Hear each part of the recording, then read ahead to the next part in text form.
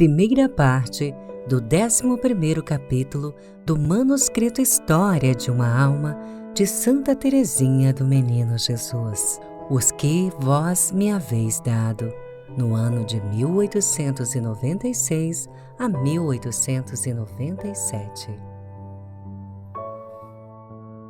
Minha Madre, Jesus concedeu à vossa filha a graça de penetrar as misteriosas profundezas da caridade. Se conseguisse expressar o que compreende, ouviríeis uma melodia do céu. Infelizmente, só posso fazer-vos ouvir algum balbuciar de criança. Não me servissem de apoio as próprias palavras de Jesus, sentir-me-ia tentada a pedir-vos para largar a pena, mas isso não. Por obediência tenho de levar avante o que quer, o que por obediência comecei.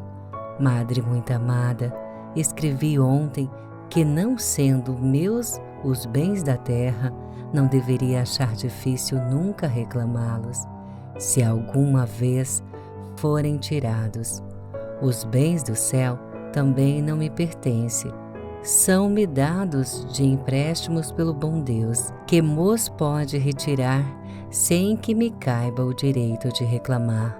Ora, bens que procedem diretamente de Deus, rasgos de inteligência e do coração, ideias profundas, tudo constitui uma riqueza, a qual a gente se apega como a um patrimônio próprio, em que ninguém tem o direito de tocar. Por exemplo, se em hora de licença comunico a outra irmã alguma iluminação recebida na oração, e pouco depois a irmã, em conversa com outra, lhe conta a coisa que lhe confiei, como se fora seu próprio pensamento, parece que usurpa para si o que lhe não pertence. Ou ainda, se durante o recreio se diz em voz baixa a companheira alguma palavra espirituosa e bem apropriada, e a mesma repete em voz alta, sem indicar a procedência, também parece ser roubo contra a autora. Então, não reclama, mas teria muita vontade de fazê-lo, e aproveitará a primeira oportunidade para dar finalmente a entender que se apossaram de suas ideias. Minha Madre, não teria condições de explicar-vos tão bem os tristes sentimentos da natureza se não sentisse no próprio coração, e teria prazer de embalar-me na doce ilusão de que entraram só no meu, se não tivesseis incumbido de ouvir as tentações de vossas queridas e jovens noviças. Muito aprendi no desempenho da missão que me confiaste. Vi-me, antes de tudo, forçada a pôr em prática o que ensinava às outras. Assim, posso afirmar agora, Jesus concedeu-me a graça de me não apegar nos bens do espírito do coração, tão pouco como nos da terra. Quando me ocorre pensar em dizer alguma coisa grata de minhas irmãs, acho muito natural que se sirvam dela como se fosse bem próprio.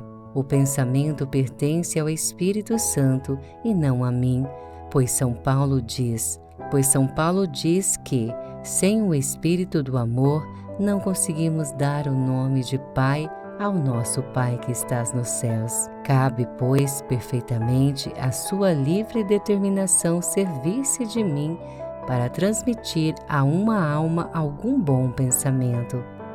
Se acreditasse que o pensamento me pertence, faria papel do asno carregado de relíquias, o qual julgava dirigida a si as homenagens que se prestavam aos santos. Não menosprezo as profundas ideias que nutrem a alma e a ligam a Deus, mas desde muito compreendi que não nos devemos apoiar nelas, nem fazer a perfeição consistir em receber muitas iluminações, sem que as obras, os mais belos pensamentos, nada representam.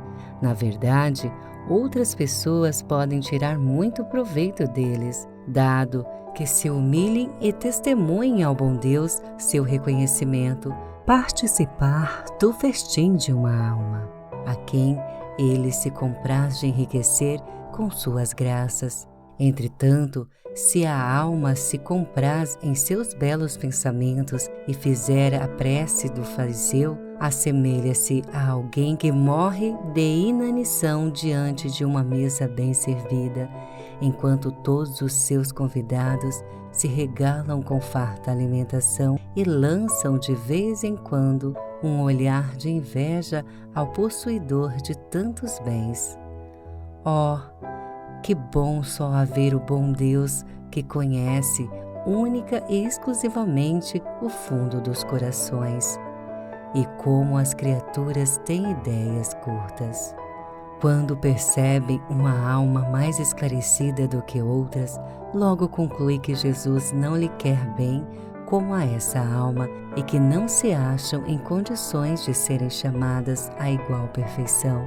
Desde quando o Senhor já não tem direito de valer-se de uma de suas criaturas para dispensar às almas que ama o alimento que lhe é necessário? No tempo do Faraó, o Senhor dispunha ainda desse direito, porquanto diz ao monarca nas Escrituras: e com este propósito te conservei, para mostrar em ti o meu poder e para que meu nome seja celebrado em toda a terra.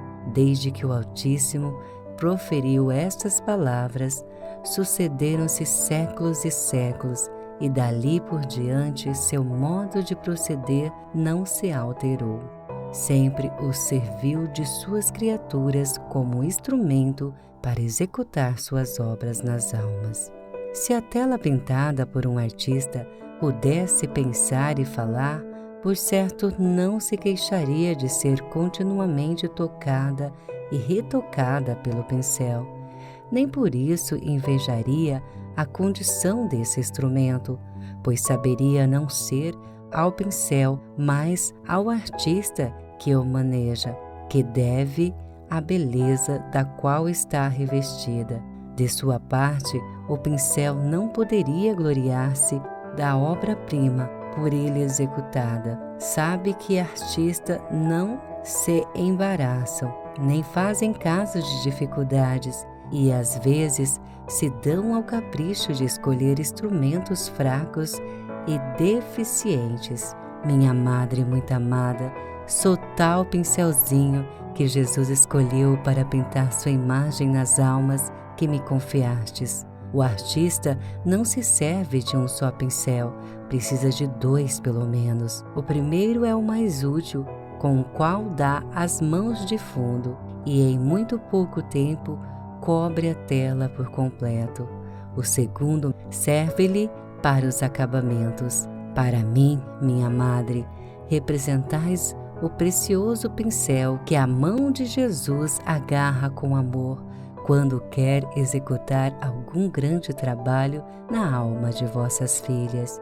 E eu sou o pequenino, do qual se digna usar em seguida para as mínimas especificações.